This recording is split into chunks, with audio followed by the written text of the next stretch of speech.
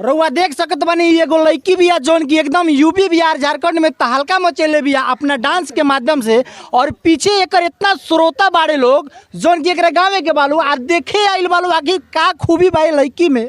आ इतना सारा मीडिया बंधु आवता लोग इनकर इंटरव्यू लेता लोग। आखिर का टैलेंट बा ये लड़की में हम एकरे से जाने का प्रयास करें।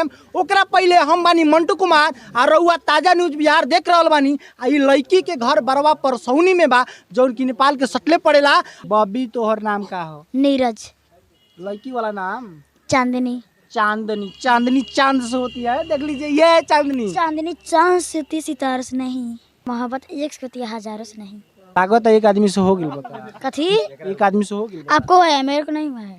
तोहरा मने लागत है जैसे मोहब्बत एक से होती है हजारों से नहीं, तो वैसे कहानी। ना ना ना, ये शायरी है, मैंने शायरी सुना है इसलिए बोला है। अच्छा तो बाबू पहले हम तक कहें कि एगो तनी आदा वदा मारो तनी है जनता लोग के। ठीक बा।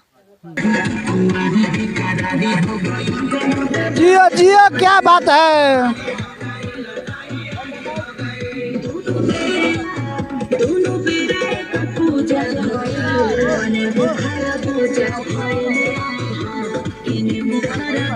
बहुत और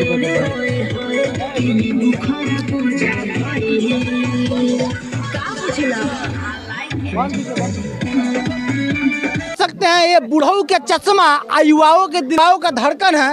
ये आप सभी के बीच अभी एक डांस कर दी है। तो डांस कइला से कितना अच्छा लगता है? बहुत अच्छा लगा था। बड़ा मन करला तोहरा? हाँ। अच्छा तो बुढ़वा लोग ज्यादा शौकीन होला नाच के, तो बुढ़वा लोग का कहेला तोहरा?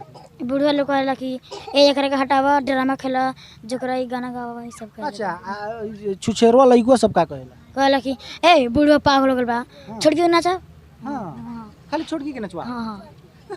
माने तोहर डांस देखेला एकदम साफ व्याकुल रहेला, सुतावला हो जाला ना। हाँ। तू बढ़ले बड़ा इतना सुंदर, तोरा ई खूबसूरती के राज का बा ई तो बतावो। अब भगवान के देन बा, हम कह सकते। भगवान के दिन बटे, भगवान इतना खूबसूरत हमनी के काहे ना बनेले। भगवान के दिन बा माने भगवान खाली तोहरे पे ध्यान देले बड़ा, और सब लोग पर कहां ध्यान देले बड़ा। ई देखत हई सब लइकवा के दिखाई त किंग किंग बड़ा सन। आ ई कितना नीमन बाड़े तुम दिखाई। भगवान हमरा के देखले रहते त हम गरीबी रहती। अच्छा माने भगवान कहीं ना कहीं तोरा के इहे ला भेजले बाड़न कि तू जा धरती पर तनी अपन जलवा बिखेर लोग के बीच में तोहर नाम हो के का। कहीं ना कहीं तोरा पापा जी के लोग उतना ना जानत हो के, लेकिन आज लोग जानत हुई तो कहीं तोरा वजह से का। हाँ। चलिए आप देख सकते हैं ये लड़का है लड़की है, आप जो कह लीजिए, ये इसको सपोर्ट किया जाए ताकि इसे नाचने का नौबत ना आए। और ख़ास करके हम ये तो कहेंगे कि भाई टैलेंट है, टैलेंट इस कदर किसी के पास रहता है तो छिपाया नहीं जाता है, क्योंकि टैलेंट है जो अपने आप निकल जाता है, चाहे किसी के भी अंदर हो। कि लाख छुपाएगा कोई रुक नहीं सकता है, छुप नहीं सकता है, अपने आप निकल ही जाएगा। चलिए यहाँ तक देखने के लिए बहुत बहुत धन्यवाद आप सभी का। आप ताज़ा न्यूज़ बिहार देख रहे थे। इसी के साथ हम विदा लेते हैं। जय हिंद, जय भारत, जय बिहार।